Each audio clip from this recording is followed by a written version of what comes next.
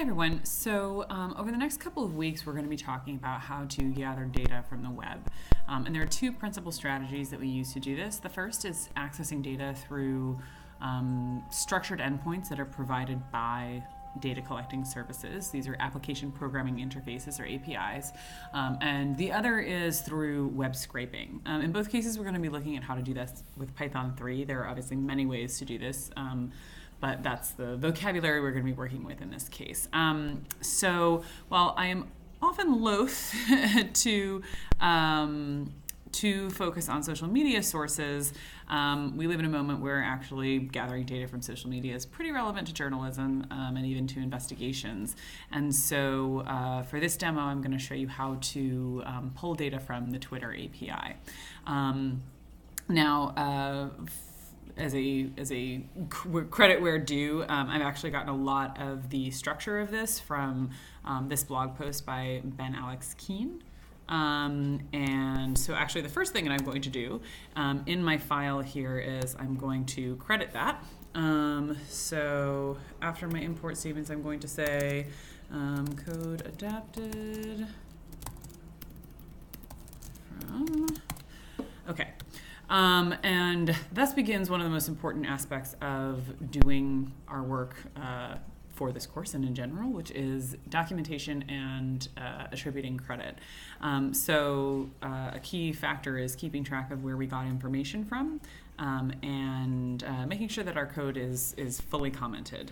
That's something you're going to find me emphasizing more than you probably would other instructors. So in order to pull data from the Twitter API, the key way that we're going to do this is through the creation of a Twitter app. So to do that, I'm not going to go through the steps here. But basically, if you go to the developer.twitter.com and log into your Twitter account or create a Twitter account and log into it, you can get an application. You can create a new Twitter app. And so we are going to be using so-called application-only authentication. What this means is that we will be able to pull data from Twitter. We won't be able to post on behalf of any user. So this is a more appropriate solution when what we're trying to do is collect data rather than create an application that lets us, check our own timeline or something like that. So another big feature of working with APIs is dealing with documentation, and that's going to be another big focus for your assignment for this week. Documentation for APIs varies widely. There isn't really a standard format. Sometimes it's very clear and helpful. Sometimes it's very sparse and opaque. But practicing reading it, dealing with it is an important skill to develop. So having come to the Twitter developer page and looking at the APIs, if I go to documentation here, then I get a bunch of different options. The one that I'm looking for here is the search API. So even though I am going to actually be looking for specific users, it's all considered part of the search API. And of course, I'm going to be using the standard API because I'm not going to pay for something else. And what you can see interestingly here is that it's not, because there isn't sort of a one-size-fits-all, I actually have to kind of click through a bunch of pages just to really get to the main documentation. One of the things that you'll see is over time I will eventually get to, so this is kind of showing you the various parameters that you can pass to the basic search API, as well as what some example responses are. For us, we're going to take this to, let's see, I want to know about, so I can go with standard search operators, and then, yeah, see, this is actually the challenge here. Standard API, and where did I get to authentication from? That is a really good question. I guess this is in basics and authentication. Yep, don't actually remember the thread of how I got there, but authentication is an important part of it, because if I want to actually access if I actually want to be able to access the API, I have to provide some sort of authentication. In other words, they have to be able to track the way that I am, who I am as I'm accessing this data. So you can see there are a lot of different types of authentication here. What we're focusing on is the so-called application-only authentication. And so this offers you an overview that it can be, as it says here, issued on behalf of the application itself as opposed to a specific user. And it gives you an illustration of the kinds of permissions that will give you. Again, it will let us pull data, but won't let us post anything. Now, it has kind of a two-part application flow. So basically what happens is when we create that application, we're going to get what's called a consumer key and a consumer secret. And then from that, we need to construct a request, a post request in Python that will to which we'll get a response that contains something called a bearer token. That bearer token is what we then pass to our queries to the API where we actually get data. So it's a two-stage process. And what you see here is the result of I have generated my, I've gone into my Twitter, I've created my Twitter app, I've generated my consumer key and secret. I have in a separate file, and I've imported the variable that contains the constructed version of that, the adapted version of that I will now use to create, to perform the authorization request that will get me that bearer token. So the first thing that we're going to focus on is to first task, obtain a bearer token. Okay. Now we can look this up in the documentation, and as I said, obviously I actually I searched around the web a bunch to find an example. There are a large number of libraries out there that will kind of do this for you, but I think it's really useful to understand what the process is that's happening and what's involved for yourself. It also helps you reduce overhead, so you kind of really know what your code is doing, which I think is really useful. So the first task is to obtain a bearer token. So again, coming back to my documentation, this actually offers us a pretty structured view of what we need to do. So basically, we need to have a consumer key and a consumer secret. We actually need to encode these. Technically, we need to encode these. Right now, it doesn't actually have any effect, but if we want sort of future compatibility, if we want to concern ourselves with future compatibility, we would want to do that. And then per these steps, we need to concatenate them into a consumer secret and base64 encode that string.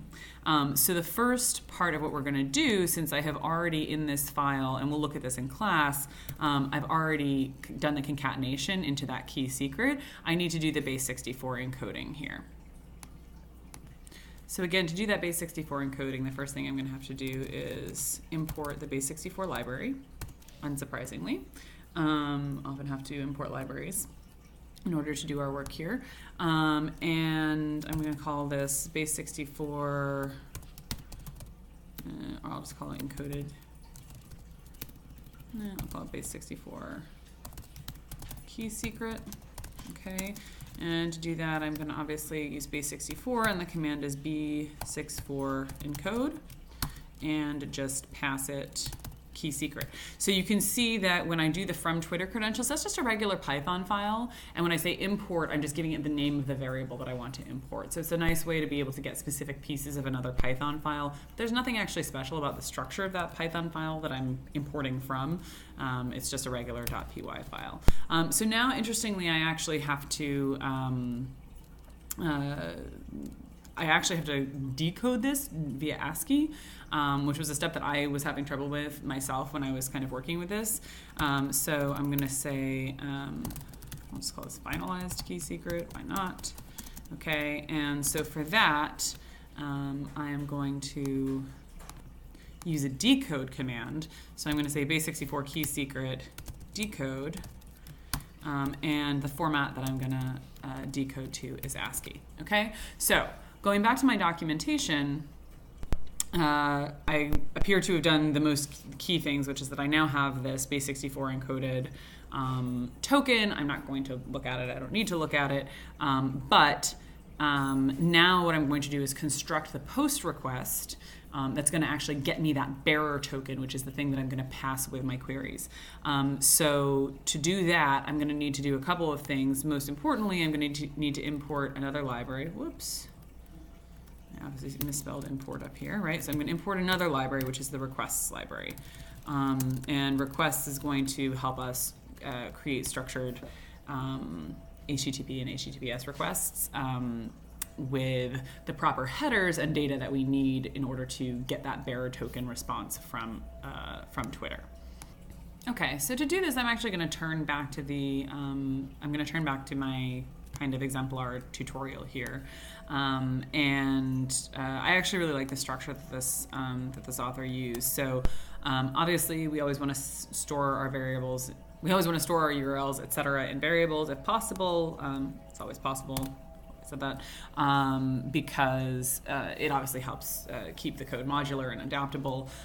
So what we have here is we have the base URL, which is obviously just the Twitter API endpoint, and then we are adding the authorization URL. So there's two different URLs. This is also helpful because there's actually two different URLs involved in this. They both start with the api.twitter.com base URL, but we'll target one URL while we're in order to obtain our bearer token, and then a different URL in order to obtain actual tweets. Now, I just want to draw your attention to this structure, which may be a little different than what you've seen in previous iterations or previous versions of Python. If you're familiar with it, don't worry about it. But basically what this is a newer version of a newer version of kind of inserting variables into a string. And so what it does, because we're only using one, we don't actually need an index here. We can put an index between the curly braces if we had more than one parameter for the format command, but basically all we're doing here is it's actually just prepending, in this case, the base URL to the auth URL. If you want a little bit more detail about this, there's actually a page here called PyFormat that explains it nicely and helps you understand the different ways that you can use it. So I definitely suggest looking at that if you want a little bit more detail about that approach. So now that we have our URL set up, we need to actually structure our requests, which means that we're going to need both headers and data parameters. So where do we get these header parameters from? So first I'm going to create my variable here. It's going to be a JSON object, JSON style object. I sort of have two references here. Of course, I have my demo code, which includes it, but I also want to point out that this is actually included in the API. So it's a little bit confusing the way they do it. They have a bit more information than we are required to send. We could include this entire set of header material. But basically, we're going to take this and pull it into our file here. Now, this is the example authorization token, which we are not going to use. So I will get back to that in a second, but we'll keep the content type for the request. And now I'm just going to concatenate in my own key secret and move on to the data parameters. So I come here and I'm going to do, so I need basic space and then my value, which is going to be format, and my variable name, which is that. Okay, so this is the sort of bare minimum that we need to include in terms of the headers to this. We also have data parameters. Okay, and in this case, there's only one data parameter. It does not change. At the moment, it is grant type is client credential. So we're actually going to structure this as a JSON object, even though they show it there with an equal sign. So just add this in here. Grant type client credentials. Okay, so when we come back, what we're going to do is just move on to actually structuring this request, making sure that we get a bearer token successfully. And once we do that, we can move on to actually making some requests to download some data from the API. So I will see you all back here in a moment.